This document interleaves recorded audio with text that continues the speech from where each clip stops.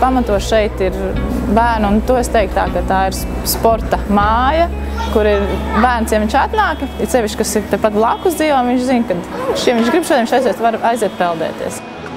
Viņš var pieteikties jebkurai grupai. Tas ir futbols, te ir florbols, badmintons, pludmales volejbols, basketbols. Būtībā visu, ko tu vēlēsi, cīņas sports, kas ir augšā arī vingrošana. Tas pamatlietiņas. Vēl vajadzētu vieglētiku. Vieglētiks stadions te trūks, un te būtu pilns komplekss. Mēs uz šo vietu skatījāmies kā uz tādu sporta kvartālu. Tā ir sakārtot infrastruktūra. Ja mēs skatāmies daudz, kur infrastruktūras arī nolietojās, bet Olimpiskais sporta centrs ir spējis saglabāt savu līmeni. Septembris, oktobris, novembris tie ir ļoti karsti mēneši, un jau pēdējos 2 gadus, man jāsaka, diemžēl, mēs esam spiesti arī kādam atteikt futbolu nodarījus, ka vienkārši visiem nepietiek vietas. Kas attiecās tieši par futbola treniņiem un ka viņi atnāk uz futbola skolu metu, mums ir būtiski 2 lietas. Noskrējies un priecīgs bērns. Principā tāda veida basēnām, kāds ir šis, mums ir absolūti viss. Jo mums ir mazi bērni, mums ir pusauģi, mums ir jaunieši, mums ir pieauguši cilvēki, mums ir pensionāri. Tātad mums nav neviena grupa, kur mēs būtu izlaiduši. Ko labāk vēl var vēlēties? Es zinu, ka šie treneri ir augsts raudas profesionāļi. Un es zinu, ka lielā mērā šis baseina piepildījums ir saistīts ar viņiem, jo viens ir, ka ir labs baseins, bet otrs, ka tajā ir izcili treneri. Tā ir veiksmes pamatformula. Tur visi līmeņi, profesionāli, bērni, amatieri, meitenes, džeki, tur ir brīžiem ir tā, kad vienkārši vēlies trenēties, tad saka, piedod, mums nav tas laiks, ko tu vēlies, varam piedāvāt citu, jo vienkārši laukumi ir ļoti pieprasīti. Griesta augstums ir perfekts, jo mēs cik esam spēlējuši, tur nereiz nav bijis tā, ka pieskarās griestiem. Līdz ar to citās hālēs ir tā, ka, ja tu spēcīgāk uzsik no spēles aizsardzībā, griesta spēle beidzās. Tad te var arī brīvi spēlēt, un smiltis ir dziļas, līdz ar to ir grūti trenēties, grūti lekt, un tas ir ļoti labi. Un plus vēl tas, ka pie tiem laukumiem ir blakus manēži, ka tu vari aiziet, iztaipīties pirms, iztaipīties pēc spēles. Tā ir tā vieta, kur profesionālam sportistam ir ļoti ērti gan sagatavoties sevi treniņam, gan arī teiksim, iztaipīties, varbūt kaut ko individuāli pastrādāt pēc treniņa. Cilvēki ir ļoti daudz ir bērni, vecāki ved savus bērnus, un tas īstenībā ir super, ka Rīgas centrā ir tāda vieta, kur tik vispusīgi var atvest savu bērnu trenēties uz visiem šiem sporta veidiem, arī bērnus var vest. Un, man liekas, tas ir ļoti liels pluss.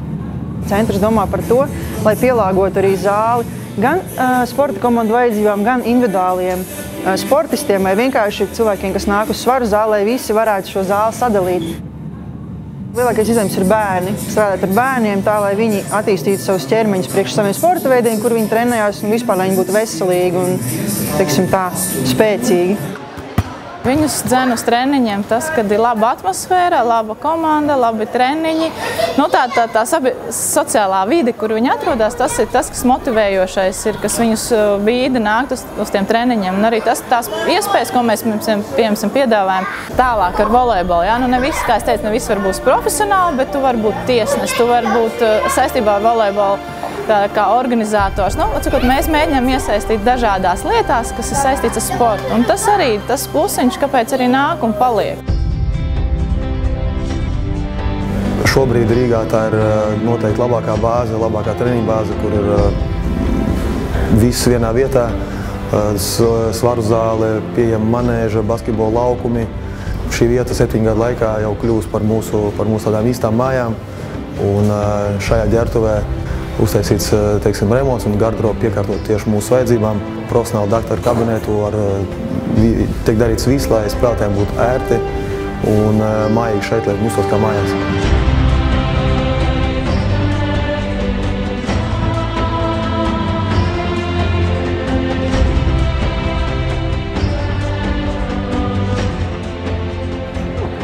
Ja es paskatīšu savu skolas laiku, mums bija, piemēram, visi sporta veidi skolā. Cik stundas, man liekas, bija vairāk stundas nekā tagad skolas. Un manai meitei, man liekas, 2 sporta stundas nedēļā. šeit ir papildu iespēja vēl kaut ko darīt, tāpēc, ka, man liekas, vingrušana tas ir sporta pamats, bērnībā. Un tad tu vari iet jebkura sporta veidā, nav problēma.